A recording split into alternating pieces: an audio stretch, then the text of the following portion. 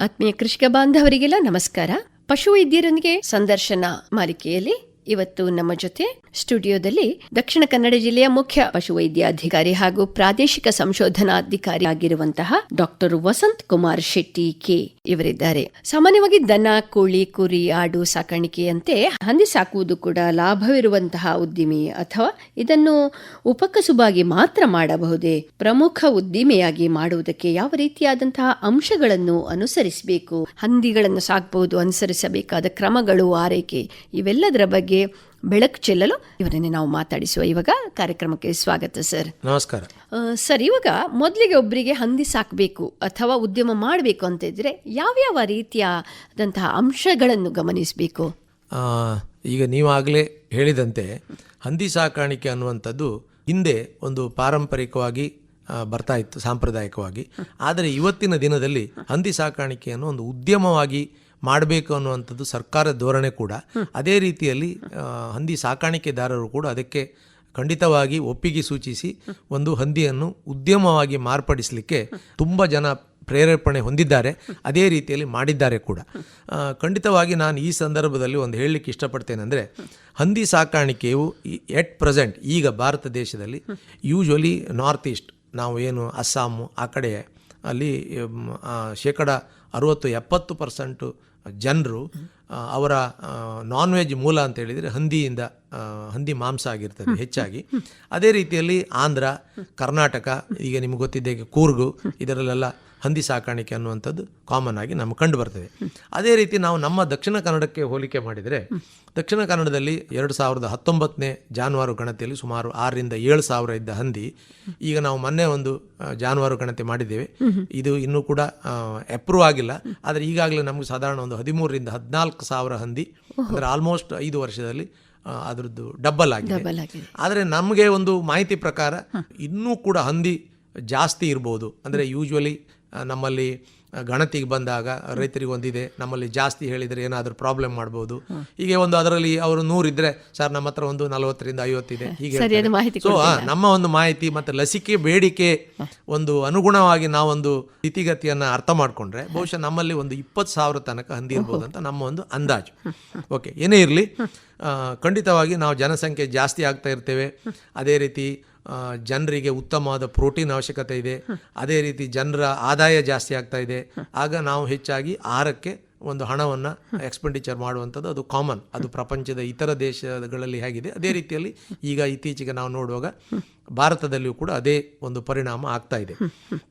ನಾನು ನೋಡುವಾಗ ಹಂದಿ ಸಾಕಾಣಿಕೆ ಅನ್ನುವಂಥದ್ದು ಈ ಅಗ್ರಿಕಲ್ಚರ್ ಏನು ಆ್ಯಕ್ಟಿವಿಟಿ ಇದೆ, ಎನಿಮಲ್ ಹಸ್ಬೆಂಡ್ರಿ ಆ್ಯಕ್ಟಿವಿಟಿಗಳಲ್ಲಿ ಹಂದಿ ಸಾಕಾಣಿಕೆ ಅನ್ನೋದು ವ್ಯವಸ್ಥಿತವಾಗಿ ಮಾಡಿದರೆ ಯಾವುದೇ ಕಾರಣಕ್ಕೆ ಅವನಿಗೆ ಅದು ನಷ್ಟ ಅನುಭವ ಆಗುವುದಿಲ್ಲ ಖಂಡಿತವಾಗಿ. ಸರ್, ಈಗ ಹಾಗಿದ್ರೆ ಹಂದಿ ಸಾಕಾಣಿಕೆ ಲಾಭದಾಯಕ ಅಂತ ನೀವು ಹೇಳ್ತೀರಿ? ಹೌದು, ಖಂಡಿತವಾಗಿ ಹಂದಿಯು ಲಾಭದಾಯಕ. ಯಾಕಂತ ಹೇಳಿದರೆ ನಿಮಗೆ ಒಂದು 2-3 ಪಾಯಿಂಟ್ ಹಂದಿ ಸಾಕಾಣಿಕೆಯಲ್ಲಿದೆ.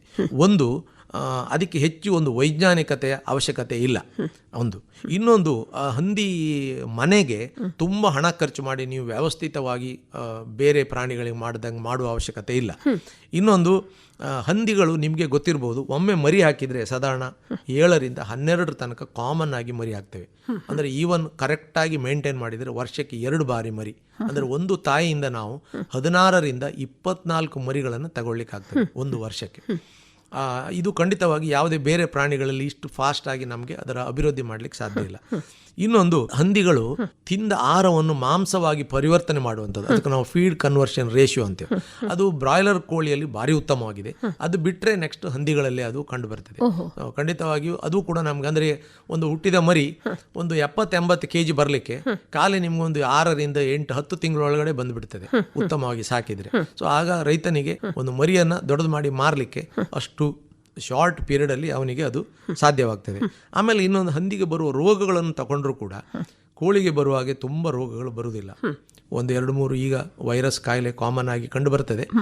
ಒಂದು ಆಫ್ರಿಕನ್ ಹಂದಿ ಜ್ವರ ಇರ್ಬೋದು ಅಥವಾ ಕ್ಲಾಸಿಕಲ್ ಸ್ವೈನ್ ಫೀವರು. ಅದು ಬಿಟ್ಟರೆ ಬೇರೆ ಹಂದಿಗಳಿಗೆ ನಾವು ವ್ಯವಸ್ಥಿತವಾಗಿ ನೋಡಿದರೆ ಖಂಡಿತವಾಗಿ ಹಂದಿಗಳ ರೋಗ ಕಡಿಮೆ ಅಂತ ಹೇಳ್ಬೋದು.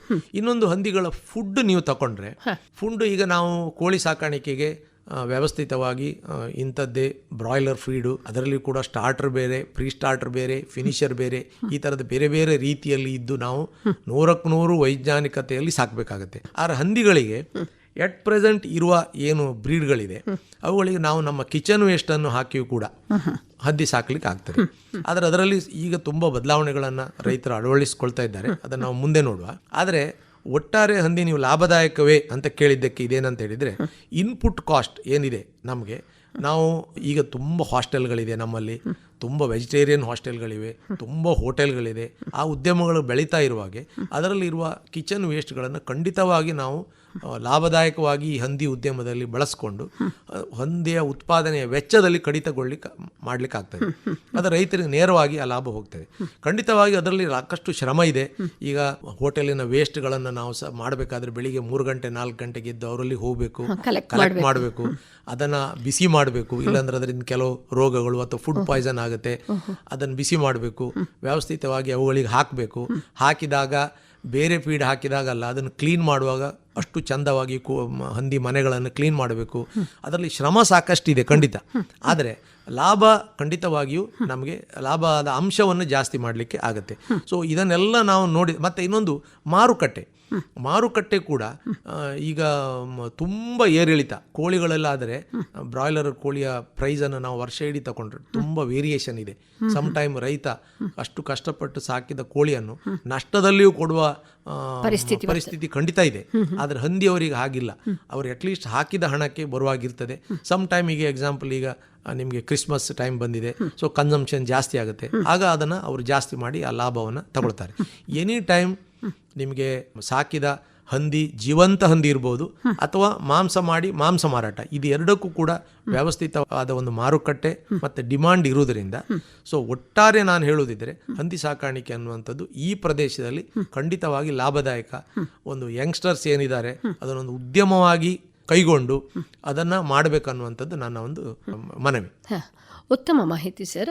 ಇವಾಗ ಹಂದಿ ಸಾಕಾಣಿಕೆಯಲ್ಲಿ ನಾವು ಅಂದ್ರೆ ಯಾರಾದರೂ ಹಂದಿ ಸಾಕಾಣಿಕೆ ಮುಂದೆ ಬಂದರೆ ಅವರು ಅನುಸರಿಸಬೇಕಂದ್ರೆ ಮುಂಜಾಗ್ರತಾ ಕ್ರಮಗಳೇನು? ಇದು ಖಂಡಿತವಾಗಿ ಉತ್ತಮ ಪ್ರಶ್ನೆ.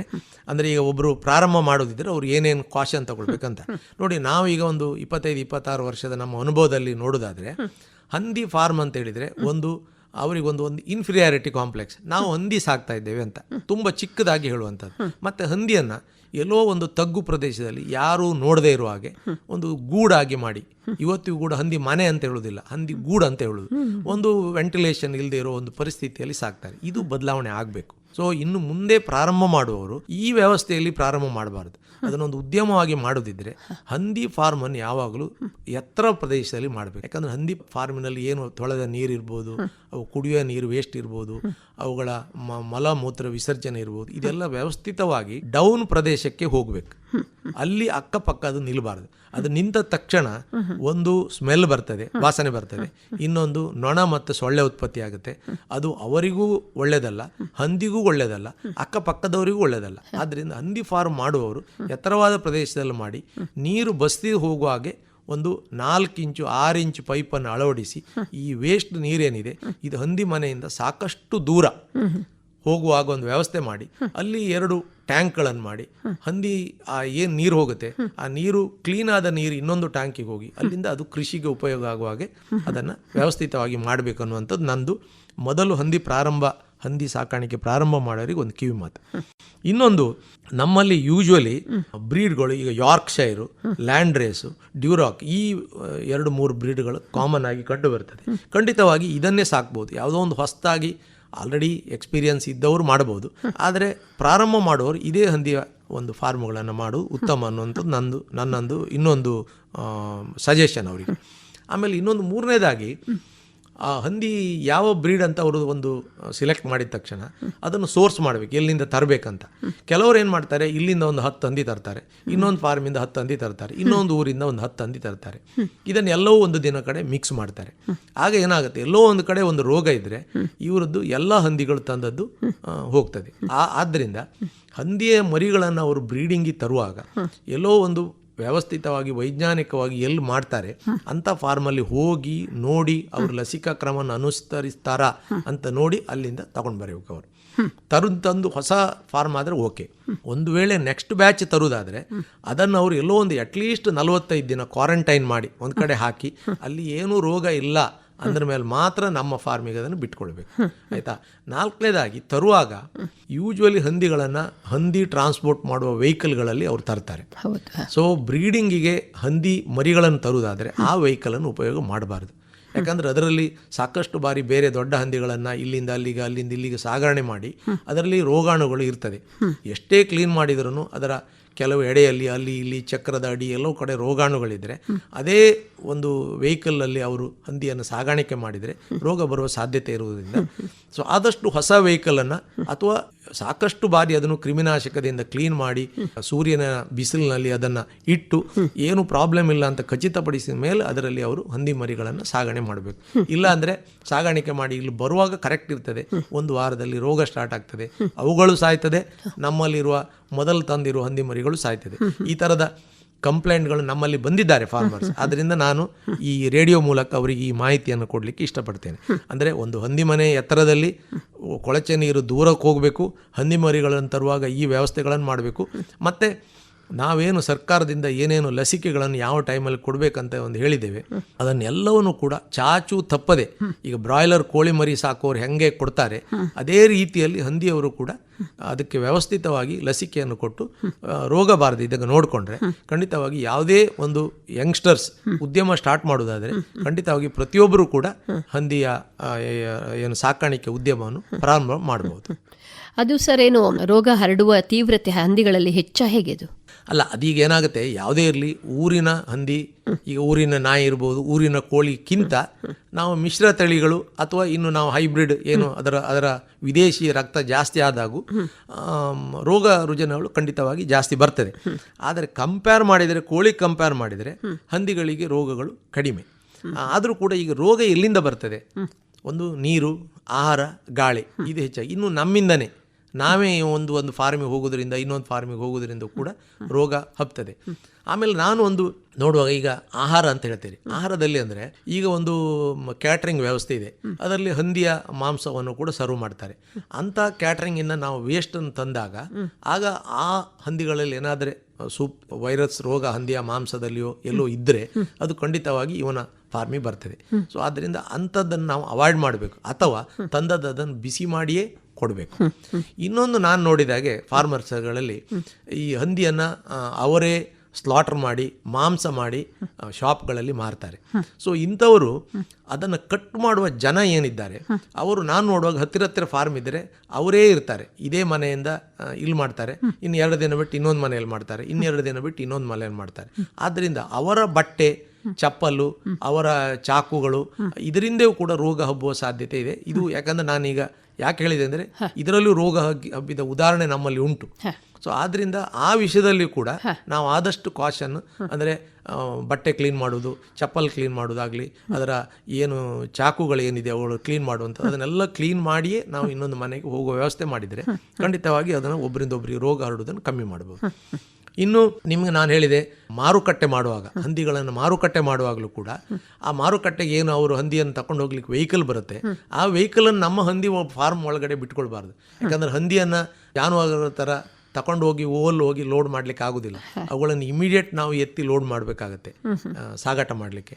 ಆಗ ಅವ್ರೇನು ಮಾಡ್ತಾರೆ, ಹಂದಿಯ ಆ ಗಾಡಿಯನ್ನೇ ಹಂದಿಯ ಫಾರ್ಮ್ ಹತ್ರ ತಂದು ಲೋಡ್ ಮಾಡ್ತಾರೆ. ಆಗಲೂ ಕೂಡ ಹಂದಿ ಫಾರ್ಮಲ್ಲಿ ಯಾವುದೋ ಮನೆಯದ್ದು ಅರ್ಧ ಹಂದಿಗಳು ಇರ್ತದೆ, ಇವರ ಮನೆಗೆ ಅದರಿಂದ ರೋಗ ಬರ್ತದೆ, ಅಥವಾ ಅದನ್ನು ಕ್ಲೀನ್ ಮಾಡದೇ ಇದ್ದರೂ ಕೂಡ ಈ ನಮ್ಮ ಫಾರ್ಮಿಗೆ ರೋಗ ಬರುತ್ತೆ. ಇದಕ್ಕೆ ಏನು ಮಾಡ್ಬೋದಂದರೆ ಆ ಬಂದ ವೆಹಿಕಲನ್ನು ದೂರ ನಿಲ್ಲಿಸಿ ನಾವು ಒಂದೊಂದೇ ಆಗಿ ಹಿಡಿದು ತಗೊಂಡು ಅಲ್ಲಿ ಹಾಕ್ಬೋದು, ಅಥವಾ ನಾವೇ ಒಂದು ವೆಹಿಕಲ್ ಮಾಡಿ ನಮ್ಮ ಫಾರ್ಮಿಂದ ಅಲ್ಲಿ ತನಕ ಶಿಫ್ಟ್ ಮಾಡಿ ಅಲ್ಲಿಂದ ನಂತರ ಬೇರೆ ವೆಹಿಕಲ್ಗಳಿಗೆ ಅದನ್ನು ಟ್ರಾನ್ಸ್ಪೋರ್ಟ್ ಮಾಡ್ಬೋದು.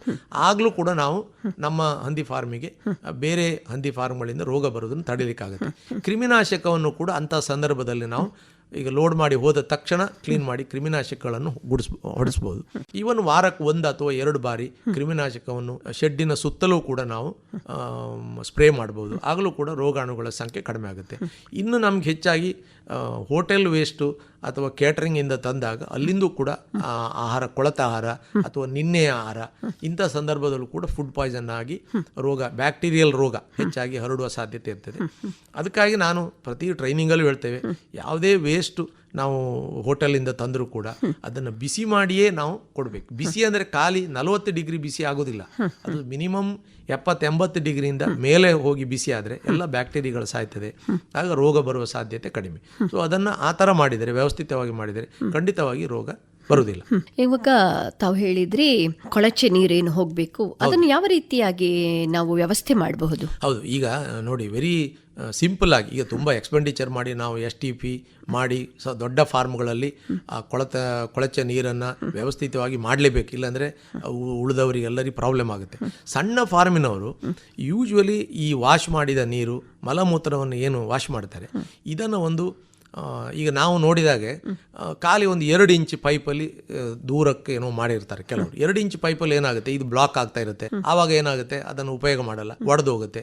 ಒಂದು ಮಿನಿಮಮ್ ಒಂದು 4-6 ಇಂಚ್ ತನಕ ಹಾಕಿ ಅದರಲ್ಲಿ ಈ ಸಣ್ಣ ಮರಿಗಳು ಪಾಸ್ ಆಗದಿದ್ದಾಗ ಒಂದು ಜರಡೆ ಇಟ್ಟರೆ, ಸೊ ಅದರಲ್ಲಿ ನಿಮಗೆ ಕ್ಲೀನ್ ಆದ ನೀರು ಅನ್ನುವಂಥದ್ದು ತುಂಬ ದೂರದಲ್ಲಿ, ನಿಮ್ಮ ಜಾಗದಲ್ಲಿ ಎಷ್ಟು ದೂರಕ್ಕೆ ಕೊಂಡೋಗ್ಲಿಕ್ಕಾಗುತ್ತೆ ಅಷ್ಟು ದೂರದಲ್ಲಿ ನಾವು ಕೊಂಡೋಗಿ ಅಲ್ಲಿಂದ 2 ದೊಡ್ಡ ಒಂದು ಹೊಂಡ ತೆಗೆದು ಅದರಲ್ಲಿ ಒಂದು ಟ್ಯಾಂಕ್ ಥರ ಮಾಡಿದರೆ, ವ್ಯವಸ್ಥಿತವಾಗಿ ಮಾಡುವವರು ಕಲ್ಲು ಕಟ್ಟಿ ಚಂದ ಮಾಡ್ಬೋದು. ಇಲ್ಲಾಂದರೆ ಅಟ್ಲೀಸ್ಟ್ ಅದನ್ನು ಮಾಡಿದರೂ ಕೂಡ ವೇಸ್ಟನ್ನು ಒಂದು ಟ್ಯಾಂಕಿಗೆ ಹೋಗಿ ಮಾಡಿ ಅದರಿಂದ ಒಂದು ಕೆಲವೇ ದಿನ ನಂತರ, ಅಂದರೆ ಆರ್ಗ್ಯಾನಿಕ್ ಮೆಟೀರಿಯಲ್ ಏನಿದೆ ಅದರಲ್ಲಿ ಅದು ಡೈಜೆಷನ್ ಆದ ನಂತರ ಆ ನೀರನ್ನು ಇನ್ನೊಂದು ಟ್ಯಾಂಕಿಗೆ ಹೋಗೋಂಗೆ ಮಾಡಿ ಆ ನೀರನ್ನು ನಾವು ಡೈರೆಕ್ಟಾಗಿ ಕೃಷಿಗೆ ಉಪಯೋಗ ಮಾಡ್ಬೋದು.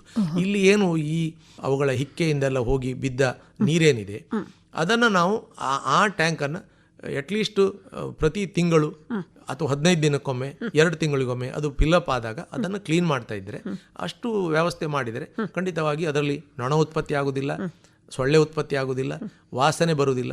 ಆಗ ಅಕ್ಕಪಕ್ಕದವರಿಗಾಗಲಿ ನಮಗಾಗಲಿ ನಾವೊಂದು ಹಂದಿ ಫಾರ್ಮಿಗೆ ಹೋಗಿದಾಗ ಹಂದಿ ಫಾರ್ಮನ್ನು ಇಷ್ಟು ಚಂದ ಮೇಂಟೈನ್ ಮಾಡಲಿಕ್ಕೆ ಆಗತ್ತಾ ಅನ್ನುವಂಥ ವ್ಯವಸ್ಥೆ ಕೆಲವು ಫಾರ್ಮಲ್ಲಿ ಉಂಟು. ಅದನ್ನು ನಾವು ಅಟ್ಲೀಸ್ಟ್ ನೋಡಿ ಆದರೂ ಕೆಲವು ಬದಲಾವಣೆಗಳನ್ನು ಮಾಡ್ಕೊಳ್ಬೇಕು. ತಾವು ಶೆಡ್ಡಿನ ಬಗ್ಗೆ ಬಹಳ ಚೆನ್ನಾಗಿ ಮಾಹಿತಿ ಕೊಟ್ಟರು. ಇವಾಗ ಒಂದು ಶೆಡ್ಡಿನಲ್ಲಿ ಈ ಹಂದಿಗಳನ್ನೆಲ್ಲ ಒಟ್ಟಿಗೆ ಹಾಕ್ಬೋದಾ, ಹೇಗೆ? ಇಲ್ಲ, ಆ್ಯಕ್ಚುಲಿ ಅದರಲ್ಲಿ ನೀವು ನಮ್ಮಲ್ಲಿ ಏನಾಗುತ್ತೆ, 2 ರೀತಿಯ ಹಂದಿ ಫಾರ್ಮ್ ಇರ್ತದೆ. ಒಂದು ಬ್ರೀಡಿಂಗ್ ಫಾರ್ಮು, ಇನ್ನೊಂದು ಹಂದಿ ಮರಿಗಳನ್ನು ತಂದು ದೊಡ್ಡದು ಮಾಡಿ ಮಾರುವಂಥದ್ದು, ಅದಕ್ಕೆ ಆಲ್ ಇನ್ ಆಲ್ ಔಟ್. ಈ ಥರದ 2 ವ್ಯವಸ್ಥೆಯಲ್ಲಿ ಹಂದಿ ಸಾಕ್ತಾರೆ.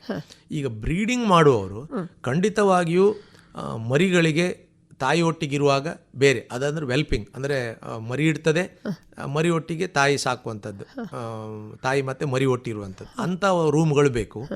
ಮರಿ ತಾಯಿಯಿಂದ ಸಪರೇಟ್ ಮಾಡಿದಾಗ ಗ್ರೋಯಿಂಗ್ ಶೆಡ್ ಅಥವಾ ಫ್ಯಾಟನಿಂಗ್ ಶೆಡ್ ಅಂತ ಹೇಳ್ತೇವೆ, ಅದು ಮರಿಗಳಿಂದ ಅದು ಮಾರ್ಕೆಟಿಂಗ್ ಬರುವ ತನಕದ ಶೆಡ್ ಬೇರೆ. ಆಮೇಲೆ ಇನ್ನು ಒಂದು ವೇಳೆ ನೀವು ಮಾರ್ಕೆಟಿಂಗ್ ಮಾಡ್ದೇನೆ ಅದನ್ನು ಬ್ರೀಡಿಂಗ್ ಯೂಸ್ ಮಾಡೋದಾದರೆ, ಬ್ರೀಡಿಂಗ್ ಮಾಡ್ಲಿಕ್ಕಂತಲೇ ಆ ರೂಮ್ ಬೇಕು. ಅಂದರೆ ಗಂಡು ಹೆಣ್ಣನ್ನು ನಾವು ಒಟ್ಟಿಗೆ ಬಿಡಲಿಕ್ಕೆ ಒಂದು ರೂಮ್ ಬೇಕು. ಸೊ ಅದು ಪ್ರೆಗ್ನೆಂಟ್ ಆಗಿ ಆದಮೇಲೆ ಅದನ್ನು ಪ್ರೆಗ್ನೆಂಟ್ ರೂಮಿಗೆ, ಅದಕ್ಕೆ ನಾವು ಫೆರೋಯಿಂಗ್ ಪೆನ್ ಅಂತ ಹೇಳ್ತೇವೆ, ಅದಕ್ಕೆ ಶಿಫ್ಟ್ ಮಾಡಿ ಅಲ್ಲಿ ಮರಿ ಇಡ್ತದೆ. ಸೊ ಮರಿಗಳು ಪುನಃ ಸಪರೇಟ್ ಆದಾಗ ಮರಿಗಳು ಇದಕ್ಕೆ ಹೋಗುತ್ತೆ. ಈ ಥರದ ತಾಯಿಗಾಗಿ, ತಾಯಿ ಮರಿಗಾಗಿ, ಮತ್ತೆ ಗ್ರೋಯರ್ಸು, ಮತ್ತೆ ಇನ್ನೊಂದು ಬ್ರೀಡಿಂಗ್, ಈ ಥರದ ಶೆಡ್ಗಳು ಅವುಗಳ ಸೈಜು ನಂಬರಿ ಸರಿಯಾಗಿ ಬೇಕಾಗ್ತದೆ ಒಂದು ಫಾರ್ಮ್ ಆದರೆ. ಅದೇ ಒಂದು ವೇಳೆ ನೀವು ಖಾಲಿ ಫ್ಯಾಟನಿಂಗ್ ಆದರೆ ಮರಿಗಳನ್ನು ನಾವು ಕನಿಷ್ಠ ಒಂದು 20-30 ಅಥವಾ ಮ್ಯಾಕ್ಸಿಮಮ್ 50 ತನಕ ಒಂದೊಂದು ಶೆಡ್ಡಲ್ಲಿ ಇಟ್ಟು ಒಂದೇ ಏಜ್ ಗ್ರೂಪ್ ಆದರೆ ಅವುಗಳನ್ನು ದೊಡ್ಡದಾಗುವಾಗ ಅದಕ್ಕೆ ಸರಿಯಾದ ಎಷ್ಟು ಸ್ಕ್ವೇರ್ ಫುಟ್ ಬೇಕು ನಮ್ಮ ವೈಜ್ಞಾನಿಕವಾಗಿ ಅಷ್ಟು ಅಳವಡಿಸಿಕೊಂಡು ಅವುಗಳನ್ನು ಸ್ಪ್ಲಿಟ್ ಮಾಡ್ತಾ ಹೋಗಿ ಅವುಗಳೊಂದು 70-100 kg ಬರುವಾಗ ಮಾರಾಟ ಮಾಡಲಿಕ್ಕೆ ಆಗ್ತದೆ. ಸರಿ ಸರ್, ಇವಾಗ ರೋಗ ಹತೋಟಿ ಇದರ ಬಗ್ಗೆ ಮಾಹಿತಿ ಹೇಳ್ಬೋದು? ರೋಗ ನಾನೀಗ ಯಾವ್ಯಾವ್ದು ಬರುತ್ತಂತ ಸಾಧಾರಣ ಹೇಳಿದೆ. ಯೂಶ್ವಲಿ ನಮ್ಮ ಅನುಭವದ ಪ್ರಕಾರ ಇಲ್ಲಿ ಕ್ಲಾಸಿಕಲ್ ಸ್ವೈನ್ ಫೀವರ್ ಇದೊಂದು ವೈರಸ್ ಇಂದ ಬರುವ ರೋಗ. ಇದು ಹೆಚ್ಚಾಗಿ 70-100 ಹಂದಿಗಳನ್ನು ಕೊಲ್ತದೆ. ಮೊದಲು ಚಿಕ್ಕದರಲ್ಲಿ ಪ್ರಾರಂಭ ಆಗುತ್ತೆ ಮತ್ತು ಎಲ್ಲವಕ್ಕೂ ಕೂಡ ಅದು ಹಬ್ತದೆ. ಸೊ ಇದಕ್ಕೆ ಒಳ್ಳೆಯ ಲಸಿಕೆ ಇದೆ. ಕೇಂದ್ರ ಪುರಸ್ಕೃತ ಯೋಜನೆಯಲ್ಲಿ ಕೂಡ ಇದನ್ನು ಲಸಿಕೆ ಪ್ರತಿ ವರ್ಷಕ್ಕೊಮ್ಮೆ ಕೊಡುವ ವ್ಯವಸ್ಥೆ ಮಾಡಿದ್ದಾರೆ. ಸೊ ರೈತರು ಅದು ಬರುವಾಗ ನಾವು ಯೂಶ್ವಲಿ ಪೇಪರ್ಗಳಲ್ಲಿ ಪಬ್ಲಿಸಿಟಿ ಕೊಡ್ತೇವೆ. ಆ ಟೈಮಲ್ಲಿ ಎಲ್ಲ ಪಶು ಚಿಕಿತ್ಸಾಲಯಗಳಿಗೆ ಅದು ಸರಬರಾಜು ಆಗುತ್ತೆ. ಸುಮಾರು 1 ತಿಂಗಳ ತನಕ ಅದರ ಲಸಿಕೆ ಕೊಡುವ ವ್ಯವಸ್ಥೆ ಇರ್ತದೆ. ಆ ಟೈಮಲ್ಲಿ ಲಸಿಕೆ ಕೊಡಿಸ್ಕೊಳ್ಬೇಕು. ಸಂಪೂರ್ಣ ಉಚಿತ? ಸಂಪೂರ್ಣ ಉಚಿತ. ಒಂದು ವೇಳೆ ಅದರಲ್ಲಿ ಆಗಲಿಲ್ಲ ನಿಮಗೆ, ಯಾಕಂದ್ರೆ ನಾನು ಆಗಲೇ ಹೇಳಿದಾಗೆ ನಮ್ಮ ಏನು ಸೆನ್ಸಸ್ ಡಾಟಾದಲ್ಲಿ 6,000 ಇದೆ, ಈಗ 20,000 ಇದ್ದವರಿಗೆ ಖಂಡಿತವಾಗಿ ಅದು ಕಡಿಮೆ ಆಗ್ಬೋದು. ಸೊ ಅಂಥ ಸಂದರ್ಭದಲ್ಲಿ ಖಾಲಿ ಒಂದು ಡೋಸಿಗೆ 10,000 ರೂಪಾಯಿ ಹಾಗೆ ಸಬ್ಸಿಡೈಸ್ಡ್ ರೇಟಲ್ಲಿ ಸರ್ಕಾರ ಉಚಿತ ಅಂದರೆ 10,500 ರೂಪಾಯಿ ಒಂದು ಡೋಸಿಗಾಗಿ ಕೊಡುವ ವ್ಯವಸ್ಥೆ ಮಾಡಿದೆ. ಅದು ನಮ್ಮ ಪ್ರಾದೇಶಿಕ ಸಂಶೋಧನಾಲಯದಲ್ಲಿ ಲಭ್ಯ ಇರುತ್ತೆ. ಸೊ ಅದನ್ನು ಕೂಡ ರೈತರು ಪಡ್ಕೊಂಡು ಖಂಡಿತವಾಗಿಯೂ ಆ ಯಾವ ಹಂದಿಗಳಿಗೆ ಲಸಿಕೆ ಕೊಡಬೇಕು, ಯೂಶ್ವಲಿ 2 ತಿಂಗಳ ನಂತರ ಕೇಳ್ತೇವೆ ನಾವು ಕೊಡಲಿಕ್ಕೆ. ಮತ್ತು ಅಡ್ವಾನ್ಸ್ ಪ್ರೆಗ್ನೆನ್ಸಿ ಬಿಟ್ಟು ಇನ್ನು ಉಳಿದ ಎಲ್ಲ ಹಂದಿಗಳಿಗೆ ಲಸಿಕೆಯನ್ನು ಕೊಡ್ಬೋದು. ಇದರಿಂದ ಕಂಟ್ರೋಲ್ ಮಾಡಲಿಕ್ಕೆ ಆಗುತ್ತೆ. ಇನ್ನು ಆಫ್ರಿಕನ್ ಸ್ವೈನ್ ಫೀವರ್ ಇದು ಬೇರೆ ಒಂದು ವೈರಸ್ಸಿಂದ ಬರೋದು. ಇದು ತುಂಬ ಡೆಡ್ಲಿ ವೈರಸ್. ಅಂದರೆ ಇದರಲ್ಲಿ ನೀವು 100% ಮಾರ್ಟಾಲಿಟಿ ಅಂದರೆ ಸಾಯುವಂಥದ್ದು ಖಾಲಿ 10 ರಿಂದ 15 ದಿನದೊಳಗೆ ಆಗಿಬಿಡುತ್ತೆ. ಇದಕ್ಕೆ ಲಸಿಕೆ ಇಲ್ಲ. ತೀವ್ರತೆ ಎಷ್ಟು ಬೇಗ? ಹೌದೌದು. ಇದು ಕ್ಲಾಸ್ ನೋಟಿಫೈಡ್ ಡಿಸೀಸ್ ಅಂತ ಹೇಳ್ತಾರೆ, ಕೇಂದ್ರ ಸರ್ಕಾರ ಮಾಡಿದೆ. ಇದು ಒಂದು 4 ವರ್ಷದ ಹಿಂದೆ ಚೈನಾದಲ್ಲಿ ಬಂತು, ಅಸ್ಸಾಮಿ ಬಂತು, ನಂತರ ಈಗ ಹೋಲ್ ಇಂಡಿಯಾದಲ್ಲಿ ಅಲ್ಲಲ್ಲಿದೆ. ಇದರಲ್ಲಿ ಏನಂದರೆ ಟೆಸ್ಟ್ ಆ್ಯಂಡ್ ಕಿಲ್. ಇದರಲ್ಲಿ ಬಂತಂದರೆ ನಾವು ಡಯಾಗ್ನೋಸ್ ಮಾಡ್ತೇವೆ, ನೋಟಿಫೈ ಮಾಡ್ತೇವೆ, ಎಲ್ಲ ಹಂದಿಗಳನ್ನು ಕೊಲ್ತೇವೆ, ಅದನ್ನು ಹೂಳ್ತೇವೆ. ಅದಕ್ಕೆ ಒಂದು ಕಾಂಪನ್ಸೇಷನ್ ಕೊಡುವಂಥ ವ್ಯವಸ್ಥೆ ಕೂಡ ಇದೆ. ಸೊ ಅದು ಹಂದಿ ಸಾಕಾಣಿಕೆದಾರರಿಗೆ ಪೂರ್ಣ ಪ್ರಮಾಣದಲ್ಲಿ ಅವರ ಹಂದಿಯ ರೇಟ್ ಸಿಗಲಿಲ್ಲ ಅಂದ್ರೂ ಒಂದು ಸರ್ಕಾರದ ವ್ಯವಸ್ಥೆಯಲ್ಲಿ ಕಾಂಪನ್ಸೇಷನ್ ಕೊಡುವ ವ್ಯವಸ್ಥೆ ಕೂಡ ಇದೆ. ಸೊ ಅದು ಬಂದರೆ ಏನೂ ಮಾಡಲಿಕ್ಕಿಲ್ಲ. ಸೊ ನಾವು ಅದನ್ನು ಎಲ್ಲವನ್ನು ಕೊಂದು ಹೂಳಬೇಕಾಗುತ್ತೆ. ಸೊ ಆದ್ದರಿಂದ ಆ ರೋಗಗಳನ್ನು ನಾನು ಅದಕ್ಕಾಗಿ ಈ ಕ್ವಾಶನ್ ಹೇಳಿರೋದು. ಆಗ ಕ್ರಿಮಿನಾಶಕ ಯೂಸ್ ಮಾಡಬೇಕು, ಆಮೇಲೆ ಹಂದಿ ಮಾರುವಾಗಲೂ ಜಾಗ್ರತೆ ಮಾಡಬೇಕು, ಹಂದಿ ತರುವಾಗಲೂ ವ್ಯವಸ್ಥೆ ಮಾಡಬೇಕು, ಹಂದಿ ಕಟ್ ಮಾಡುವಾಗಲೂ ಸರಿಯಾಗಿ ಜಾಗ್ರತೆ ವಹಿಸಬೇಕು. ಹೌದು, ಇದೆಲ್ಲ ಮಾಡಿದರೆ ಖಂಡಿತವಾಗಿ ಆ ರೋಗ ಬರೋದಿಲ್ಲ. ಸೊ ನಾವು ಎಲ್ಲೋ ಒಂದು ಕಡೆ ನಮ್ಮಲ್ಲಿ ಶಾಪ್ ಇದೆ, ಸಣ್ಣ ಹಂದಿ ಫಾರ್ಮ್ ಇದೆ, ನಮ್ಗೆ ಮಾಂಸ ಕಡಿಮೆ ಆಗುತ್ತಂತ ನಾವು ಹೊರಗಡೆಯಿಂದ ಹಂದಿ ತರಬಾರ್ದು. ಇಲ್ಲೇ ದಕ್ಷಿಣ ಕನ್ನಡದಲ್ಲಿ ಇರುವ ಫಾರ್ಮಿನ ಅಕ್ಕಪಕ್ಕದಲ್ಲಿ ರೋಗ ಇಲ್ಲದೆ ಇರುವ ಎಲ್ಲಿ ಫಾರ್ಮ್ ಇದೆ ಅಂಥದ್ರಿಂದ ನಾವು ಹಂದಿಯ ಮಾಂಸವನ್ನು ವ್ಯವಸ್ಥೆ ಮಾಡಿ ಮಾರಬೇಕು. ನಮ್ಮ ರೈತರು ಏನು ಮಾಡ್ತಾರೆ, ಒಂದು 10-20 ರೂಪಾಯಿ ಲಾಭಕ್ಕಾಗಿ ಹೊರಗಡೆಯಿಂದ ಎಲ್ಲಿಂದೋ ಹಂದಿಯೋ ಅಥವಾ ಹಂದಿ ಮಾಂಸ ತರ್ತಾರೆ, ಅದನ್ನು ಹಂದಿಯಲ್ಲಿ ಮಾರುಕಟ್ಟೆ ಮಾಡ್ತಾರೆ, ಸೀದಾ ಹೋಗಿ ಅವರ ಫಾರ್ಮಿಗೆ ಹೋಗ್ತಾರೆ. ಆಗ ಇಮಿಡಿಯೇಟ್ ಆ ರೋಗ ಅನ್ನುವಂಥದ್ದು ಹೋಗ್ತದೆ. ಸೊ ಒಂದು ವೈರಸ್ ರೋಗ ಎಷ್ಟು ಫಾಸ್ಟ್ ಹಬ್ತದೆ ಅನ್ನುವಂಥದ್ದು ಎಲ್ಲರಿಗೂ ಕೊರೋನಾದಿಂದ ದೃಢ ಆಗಿದೆ. ಖಂಡಿತವಾಗಿ ಎಷ್ಟು ಕ್ವಿಕ್ ಆಗಿ ಹಬ್ತದೆ ಒಂದು ವೈರಸ್ ಅಂತ. ಇನ್ನು ಬ್ಯಾಕ್ಟೀರಿಯಲ್ ಡಿಸೀಸ್ ಬಂದರೆ ಯೂಶ್ವಲಿ ನಾವು ನೋಡಿರೋದು ಹಂದಿಗಳಲ್ಲಿ ಅಬಾರ್ಷನ್ ಆಗುವಂಥದ್ದು, ಬ್ರೂಸೆಲ್ಲ ಅಂತ ಹೇಳ್ತೇವೆ ನಾವು. ಆ ಅಬಾರ್ಷನ್ ಆಗುವಂಥದ್ದು ಅಂದರೆ ಸತ್ತೆ ಬೀಳುವಂಥದ್ದು ಹೇಳ್ತೇವೆ ಕನ್ನಡದಲ್ಲಿ. ಸೊ ಇದು ಕಾಮನ್ ಆಗಿ ಕಂಡು ಬರ್ತದೆ. ಇದು ಯೂಶ್ವಲಿ ಗಂಡು ಹಂದಿ ಒಂದು ವೇಳೆ ಇನ್ಫೆಕ್ಟ್ ಆಗಿದ್ದರೆ ಅದೇ ಹಂದಿಯನ್ನು ನಾವು ಕ್ರಾಸಿಗೆಲ್ಲ ಹೆಣ್ಣು ಹಂದಿಗಳಿಗೆ ಕೊಡೋದ್ರಿಂದ ಅದು ಬೇಗವಾಗಿ ಫಾರ್ಮಲ್ಲಿ ಹಬ್ತದೆ. ಸೊ ಆದ್ದರಿಂದ ನಾನು ರೈತರಿಗೆ ಈ ಮೂಲಕ ಒಂದು ಕಾಷನ್ ಏನಂದರೆ, ಗಂಡು ಹಂದಿಯನ್ನು ಬ್ರೀಡಿಂಗಿಗೆ ನಾವು ತರುವುದಾದರೆ ಅದನ್ನು ತಂದ ಪಕ್ಷದಲ್ಲಿ ಅದರಲ್ಲಿ ಆ ಬ್ರುಸೆಲ್ಲ ರೋಗ ಇದೆಯಾ ಅಂತ ಚೆಕ್ ಮಾಡಲಿ. ಖಾಲಿ ಒಂದು ಲೋಕಲ್ ವೆಟರ್ನರಿ ಡಾಕ್ಟರ್ ಹತ್ರ ನೀವು ರಕ್ತ ಕಲೆಕ್ಟ್ ಮಾಡಿ, ಸೀರಮ್ ಕಲೆಕ್ಟ್ ಮಾಡಿ ನಮ್ಮ ಲ್ಯಾಬಿಗೆ, ಮಂಗಳೂರಲ್ಲಿರುವ ಲ್ಯಾಬಿಗೆ ಕಳಿಸಿದರೆ ನಾವು ಅದರಲ್ಲಿ ಅದು ಇದೆಯಾ ಇಲ್ವಾ ಅಂತ ನೋಡಿ, ಉಚಿತ ಅದು ಕೂಡ ನಾವು ನಿಮಗೆ ಹೇಳ್ತೇವೆ. ಸೊ ಅದು ಇಲ್ಲ ಅಂತ ಖಚಿತಪಡಿಸಿದ ಮೇಲೆ ನಾವು ಅದನ್ನು ಬ್ರೀಡಿಂಗಿಗೆ, ಹೆಣ್ಣು ಹಂದಿಗೆ ನಾವು ಬ್ರೀಡಿಂಗ್ ಪರ್ಪಸ್ಸಿಗೆ ಯೂಸ್ ಮಾಡಬೇಕು. ಇದನ್ನು ಮಾಡಿದಾಗ ಅದನ್ನು ತಡೀಲಿಕ್ಕೆ ಆಗ್ತದೆ. ಇನ್ನು ನಿಮಗೆ ಇನ್ನೊಂದು ಸಾಲ್ಮೊನೆಲ್ಲ ಅಂತ, ಇದು ಕಾಮನ್ ಆಗಿ ಬ್ಯಾಕ್ಟೀರಿಯಲ್ ರೋಗ ಬರುವಂಥದ್ದು ನಿಮಗೆ ನಮ್ಮ ವೇಸ್ಟ್ಗಳಿಂದ ಬರುವಂಥದ್ದು. ಹೆಚ್ಚಾಗಿ ಒಂದು ಸಾಲ್ಮೊನೆಲ್ಲ ಅಂಥದ್ದು ವೆರಿ ಕಾಮನ್ನು, ಯೂಶ್ವಲಿ ಹೆಗ್ಗಣ ಇಲಿಗಳಲ್ಲಿ ಕಾಮನ್ ಆಗಿ ಕಂಡು ಬರುತ್ತೆ. ಸೊ ಇದು ಈ ಹೋಟೆಲ್ಗಳಲ್ಲಿ ಎಲ್ಲೆಲ್ಲಿ ಫುಡ್ ಇದೆ ಅಲ್ಲಿಗೆ ಅವುಗಳ ಮಲಮೂತ್ರದಿಂದ ಅದು ಆ ಒಟ್ಟಿಗೆ ಫುಡ್ಡಿನೊಟ್ಟಿಗೆ ಮಿಕ್ಸ್ ಆಗಿರುತ್ತೆ. ಸೇಮ್ ಅವುಗಳನ್ನು ನಾವು ತಗೊಂಡೋಗಿ ಹಾಕಿದಾಗ ಹಂದಿಗಳಿಗೂ ಬರ್ತದೆ. ಇವನ್ ಹಂದಿ ಫಾರ್ಮ್ ಕ್ಲೀನ್ ಇಲ್ಲ ಅಂದರೂ ಕೂಡ ಈ ನಮ್ಮ ಇಲಿಗಳು ಜಾಸ್ತಿ ಬರ್ತದೆ. ಆಗಲೂ ಕೂಡ ಇದು ಇಲಿಗಳ ಮೂಲಕ ಅವುಗಳಿಗೆ ಬರ್ತದೆ. ಸೊ ಇದು ಬಂದಾಗಲೂ ಕೂಡ ನಿಮಗೆ ಬೇದಿ ಆಗುತ್ತೆ, ಮತ್ತೆ ಜ್ವರ ಬರ್ತದೆ, ಸಡನ್ ಡೆತ್ ಆಗುತ್ತೆ. ಬಟ್ ಇದರಲ್ಲಿ ಎಲ್ಲ ಡೆತ್ ಆಗೋದಿಲ್ಲ, ಆಗಾಗ ಒಂದೊಂದು ಡೆತ್ ಆಗ್ತಾ ಇರ್ತದೆ. ಸೊ ನಾವು ನಮ್ಮಲ್ಲಿ ಲ್ಯಾಬಲ್ಲಿ ತಂದು ನಾವು ಚೆಕ್ ಮಾಡಿದಾಗ ಕೆಲವು ಟೈಮ್ ಸಾಲ್ಮೊನೆಲ್ಲ ಬಂದದ್ದು ಕಂಡಿದೆ ನಮಗೆ. ಇದು ಹೆಚ್ಚಾಗಿ. ಇನ್ನು ಕೆಲವು ತುಂಬ ವಿರಳಾದ ಕೆಲವು ಎರಿಸೆಫಲೋಥ್ರಿಕ್ಸ್ ಅಂತ, ಲೆಪ್ಟೋಸ್ಪೈರಾ, ಈ ಥರದ ಲಿಸ್ಟೀರಿಯೋಸಿಸು ಇಂಥ ಕಾಯಿಲೆಗಳು ಕಂಡು ಬರುತ್ತೆ. ಬಂದ ತಕ್ಷಣ ನಾವು ಅದಕ್ಕೆ ನಮ್ಮ ಎಲ್ಲ ಪಶುವೈದ್ಯರು ಅದನ್ನು ಏನು ನಾವು ಚಿಹ್ನೆಯ ಮೂಲಕ ಡಯಾಗ್ನೋಸ್ ಮಾಡಲಿಕ್ಕೆ ಏಬಲ್ ಇದ್ದಾರೆ. ಸೊ ಅವರು ತಕ್ಷಣ ಅದಕ್ಕೆ ಚಿಕಿತ್ಸೆ ನೀಡಿ ಅದನ್ನು ಚೆನ್ನಾಗಿ ನಿರ್ವಹಿಸ್ಬೋದು. ಇನ್ನು ಪಿಗ್ಲೆಟ್, ಚಿಕ್ಕ ಮರಿಗಳೇನಿದೆ ಅವುಗಳು ಸಾವಿನ ಪ್ರಮಾಣ ಈಗ 20-30% ಇದೆ. ಸೊ ಇದು ಕಡಿಮೆ ಆಗಬೇಕು. ಇದು ಕಡಿಮೆ ಹೆಂಗೆ ಮಾಡ್ಬೋದು ಅಂದರೆ, ಒಂದು ತಾಯಿ ಹಂದಿಯನ್ನು ಕೊನೆಯ ಈಗ ಅವುಗಳು ಡೆಲಿವರಿ ಆಗಲಿಕ್ಕೆ ಇನ್ನೇನು ಕೆಲವು ದಿನ ಇರುವನ್ನುವಾಗ ಅದಕ್ಕೆ ಗಾರ್ಡ್ ಬರ್ತದೆ, ಯಾವುದು ಮರಿಗಳು 2 ಸೈಡಿಂದ. ಅಂಥ ವ್ಯವಸ್ಥೆಯಲ್ಲಿ ಆ ರೂಮ್ಗಳಲ್ಲಿ ಮರಿ ಇಡಿಸ್ಬೇಕು, ಅಥವಾ ಆ ವ್ಯವಸ್ಥೆ ಇಲ್ಲ ಅಂದರೆ ಅದನ್ನು ಮಾಡ್ಕೊಳ್ಬೇಕು. ಆಗ ಮರಿಗಳು ತಾಯಿಯ ಅಡಿಯಲ್ಲಿ ಬಿದ್ದು ಸಾಯುವಂಥ ಸಂಖ್ಯೆ ಕಡಿಮೆ ಆಗುತ್ತೆ. ಅದರಲ್ಲಿ ಖಂಡಿತ ಅದು ಕಾಮನ್ ಆಗಿ ಇರ್ತದೆ, ಅದನ್ನು ಕಮ್ಮಿ ಮಾಡ್ಲಿಕ್ಕಾಗುತ್ತೆ. ಒಂದು ಇನ್ನೊಂದು, ತಾಯಿಯ ಮನೆ ಏನಿದೆ ಅದು ಕ್ಲೀನ್ ಇರಬೇಕು. ಇಲ್ಲಾಂದ್ರೆ ಮೊಲೆ ಅದರದ್ದು ಕೊಳಕಿದ್ರೆ ಆಗಲೂ ಕೂಡ ಹಂದಿ ಮರಿಗಳಿಗೆ ಬೇಗವಾಗಿ ಬೇದಿ ಬರ್ತದೆ, ಹಂದಿ ಮರಿಗಳು ಸಾಯ್ತದೆ. ಹಂದಿ ಮರಿಗಳಿಗೆ ಒಂದು ರೋಟಾ ವೈರಸ್ಸು, ರಿಯೋ ವೈರಸ್ಸು, ಈ ಥರ ಬೇರೆ ಬೇರೆ ವೈರಲ್ ರೋಗ ಬರುವಂಥದ್ದು ಜಾಸ್ತಿ. ಸೊ ಆದ್ದರಿಂದ ಹಾಲು ನೀಡುವಂಥ ಮೊಲೆಗಳು ಕ್ಲೀನ್ ಇದ್ದರೆ ಆಗಲೂ ಕೂಡ ಅದು ಬರುವ ಸಾಧ್ಯತೆ ಕಡಿಮೆ.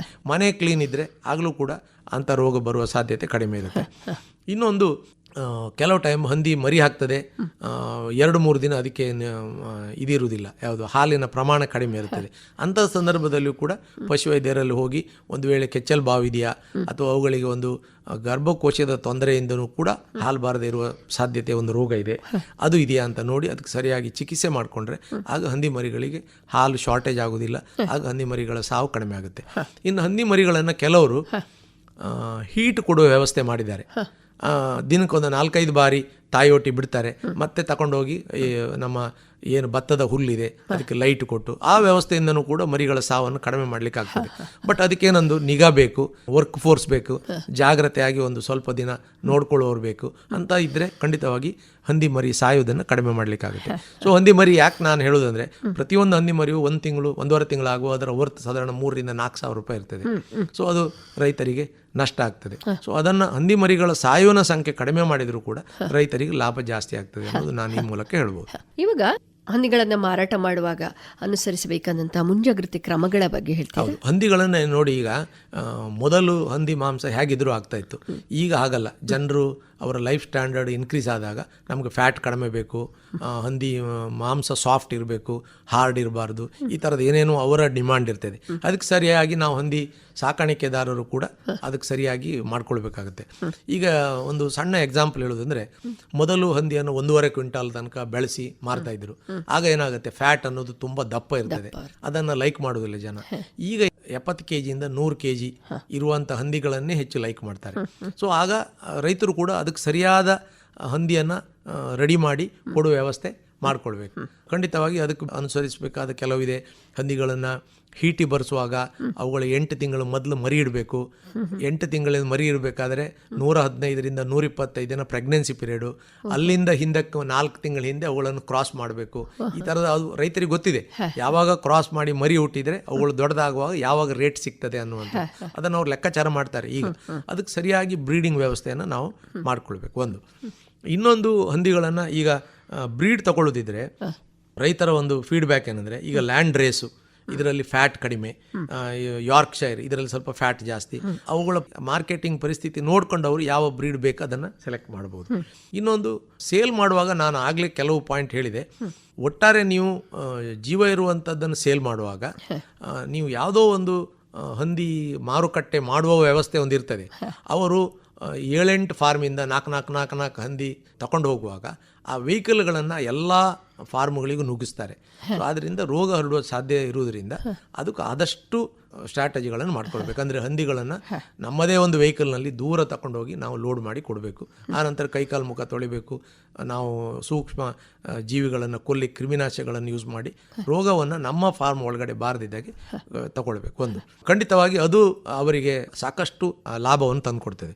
ಇನ್ನೊಂದು, ತಮ್ಮಲ್ಲೇ ಸ್ಲಾಟರ್ ಮಾಡೋದಿದ್ದರೆ ನಾನು ಆಗಲೇ ತಿಳಿಸಿದಂತೆ ಆ ಸ್ಲಾಟರ್ ಮಾಡುವ ವ್ಯಕ್ತಿಗಳು ಯಾರಿದ್ದಾರೆ ಅವರು ಕೂಡ ರೋಗ ಇನ್ನೊಂದು ಫಾರ್ಮಿಂದ ಅವರ ಫಾರ್ಮಿಗೆ ತಾರದಿದ್ದಾಗೆ ಸಾಕಷ್ಟು ವ್ಯವಸ್ಥೆಗಳನ್ನು ಅವರು ಮುಂಜಾಗ್ರತೆಯನ್ನು ಮಾಡಿಕೊಳ್ಬೇಕು. ಇದು 2 ಮಾರುಕಟ್ಟೆ ಮಾಡುವವರಿಗೆ ನಾನು ಕಾಷನ್ ಹೇಳುವಂಥದ್ದು.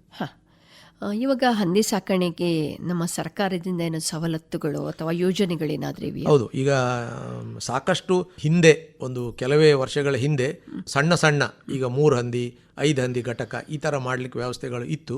ಈಗ ಅದನ್ನು ಈ ಪ್ರಸ್ತುತ 1-2 ವರ್ಷದಲ್ಲಿ ಇಲ್ಲ. ಆದರೆ ಕೇಂದ್ರ ಪುರಸ್ಕೃತ NLM national livestock mission ಅಂತ ಒಂದು ಕಾರ್ಯಕ್ರಮ ಇತ್ತು, ಕಳೆದ 1-2-3 ವರ್ಷದಿಂದ ಇತ್ತು. ಈಗಾಗಲೇ ಸಾಕಷ್ಟು ಜನ ಅದರಲ್ಲಿ ಅಪ್ಲೈ ಮಾಡಿದ್ದಾರೆ. ನಾವು ಕೂಡ ಅವರಿಗೆ ಸೆನ್ಸಿಟೈಸೇಷನ್ ಪ್ರೋಗ್ರಾಮ್ ಮಾಡಿದ್ದೇವೆ. ಅದರಲ್ಲಿ 3-4 ಜನ ವಿವಿಧ ಹಂತದಲ್ಲಿ ಅದರ ಸಬ್ಸಿಡಿ ತಗೊಳ್ಬೋದು, ಅಥವಾ ಕನ್ಸ್ಟ್ರಕ್ಷನ್ ಹಂತ, ಈಗ ಯಾರೋ ಒಬ್ಬರು ಮಾರುಕಟ್ಟೆ ಹಂತದಲ್ಲಿ ಇದ್ದಾರೆ. ಅದು NLM ಅಂತ ಹೇಳಿದರೆ, ಈಗ ನಾನು ಮೊದಲಿಗೆ ಹೇಳಿದ ಹಾಗೆ ಹಂದಿ ಸಾಕಾಣಿಕೆಯನ್ನು ಒಂದು ಉದ್ಯಮವಾಗಿ ಮಾಡಬೇಕು, ಎಂಟರ್ಪ್ರೈನರ್ ಪ್ರೋಗ್ರಾಮ್ ಆಗಿ ಮಾಡಬೇಕು ಅನ್ನೋ ಒಂದು ಉದ್ದೇಶದಿಂದ ಹಂದಿ ಮರಿ ಉತ್ಪಾದನೆ ಘಟಕ ಅಥವಾ ಹಂದಿ ಬ್ರೀಡಿಂಗ್ ಫಾರ್ಮ್. ಖಾಲಿ ಒಂದು ಹಂದಿ ಫಾರ್ಮ್ ಸಾಂಪ್ರದಾಯಿಕವಾಗಿ ಅಲ್ಲ, ಹಂದಿಯ ಬ್ರೀಡಿಂಗ್ ಫಾರ್ಮ್ ಮಾಡಬೇಕು. ಇದರಿಂದ ಹಂದಿ ಮರಿಗಳು ಸಾಕಷ್ಟು ರೈತರಿಗೆ ಲಭ್ಯ ಇರಬೇಕು ಮತ್ತು ಲೋಕಲ್ ಹಳ್ಳಿಗಳಲ್ಲಿ ಉದ್ಯೋಗ ಸೃಷ್ಟಿ ಆಗಬೇಕು. ಯಾಕಂದರೆ ಹಂದಿ ಫಾರ್ಮ್ ಈಗ ಒಂದು 100 ಹಂದಿ ಇಟ್ಕೊಂಡು ನಾವು ಬ್ರೀಡಿಂಗ್ ಫಾರ್ಮ್ ಮಾಡಿದರೆ ಕನಿಷ್ಠ 3 ರಿಂದ 5 ಉದ್ಯೋಗ ಸೃಷ್ಟಿ ಆಗ್ತದೆ. ಸೊ ಈ ಥರದಲ್ಲಿ ಉದ್ಯೋಗ ಸೃಷ್ಟಿ ಆಗಬೇಕು ಅನ್ನೋ ಒಂದು ಉದ್ದೇಶದಿಂದ ಕೇಂದ್ರ ಪುರಸ್ಕೃತ ಯೋಜನೆ ಇದನ್ನು ಮಾಡಿದ್ದಾರೆ. ಇದರಲ್ಲಿ ಹೇಗಂದರೆ 50 ಹಂದಿ ಹೆಣ್ಣು ಹಂದಿ 5 ಗಂಡು ಹಂದಿ ಸಾಕೋದಾದರೆ 30 ಲಕ್ಷದ ಪ್ರಾಜೆಕ್ಟ್ ಅದು. ಅದರಲ್ಲಿ 15 ಲಕ್ಷ ಸಬ್ಸಿಡಿ ಸಹಾಯಧನ ಇರ್ತದೆ. ದೊಡ್ಡ ಯೂನಿಟ್ ಆದರೆ 100+1 ಹೆಣ್ಣು ಹಂದಿ 10 ಗಂಡು ಹಂದಿ. ಸೊ ಇದನ್ನು ಒಂದು ಯೂನಿಟ್, ಇದು 60 ಲಕ್ಷದ ಯೂನಿಟ್. ಇದರಲ್ಲಿ 30 ಲಕ್ಷ ಸಹಾಯಧನ ಇರ್ತದೆ. ಇದು ಕಳೆದ ಒಂದು 3-4 ವರ್ಷದಲ್ಲಿತ್ತು. ಆ್ಯಕ್ಚುಲಿ 26 ಮಾರ್ಚ್ ತನಕ ಇತ್ತಿದ್ದು. ಆದರೆ ಒಂದು ಆಡಳಿತಾತ್ಮಕ ಏನೋ ಒಂದು ಇಶ್ಯೂ ಇಂದ, ಅಂದರೆ ಸಾಕಷ್ಟು ಜನ ಇದನ್ನು ಅಪ್ಲೈ ಮಾಡೋದ್ರಿಂದ ಥ್ರೂಔಟ್ ಇಂಡಿಯಾದಲ್ಲಿ, ಸೊ ಇದನ್ನು ಈಗ ಆ ವೆಬ್ಸೈಟನ್ನು ಏನು ನಾವು ಉದ್ಯಮ ಮಿತ್ರ ಪೋರ್ಟಲನ್ನು ಈ NLM ಅನ್ನು ಈಗ ವಿತ್ಹೋಲ್ಡ್ ಮಾಡಿದ್ದಾರೆ. ಪ್ರೊಬ್ಯಾಬ್ಲಿ ಅದು ಈಗ ಆಲ್ರೆಡಿ ಯಾರು ಅಪ್ಲೈ ಮಾಡಿದ್ದಾರೆ ಅವ್ರದ್ದು ಕ್ಲಿಯರ್ ಆದ ತಕ್ಷಣ ಇದು ಓಪನ್ ಆಗ್ಬೋದು. ಮೋಸ್ಟ್ಲಿ ರೈತ ಬಾಂಧವರು ಇದನ್ನು ಉದ್ಯಮ ಮಿತ್ರ ಪೋರ್ಟಲಲ್ಲಿ ಅಥವಾ NLM national livestock mission ಅಂತ ಗೂಗಲಲ್ಲಿ ಹೊಡೆದ ತಕ್ಷಣ ಅದರ ಎಲ್ಲ ಮಾಹಿತಿಗಳು ಲಭ್ಯ ಇದೆ. ಸೊ ಅಲ್ಲದೆ ನಮ್ಮ ಪಶುವೈದ್ಯ ಇಲಾಖೆಯ ಆಸ್ಪತ್ರೆಗಳನ್ನು ಅವರು ಸಾಕಷ್ಟು ಹತ್ತಿರದಿಂದ ನೋಡಿದರೆ ಅವರಲ್ಲಿಯೂ ಕೂಡ ಮಾಹಿತಿ ಇರ್ತದೆ. ಇದನ್ನು ಇನ್ನೊಂದು ಪ್ರೋಗ್ರಾಮ್ ಅಂದರೆ PMEGP, prime minister employment generation scheme.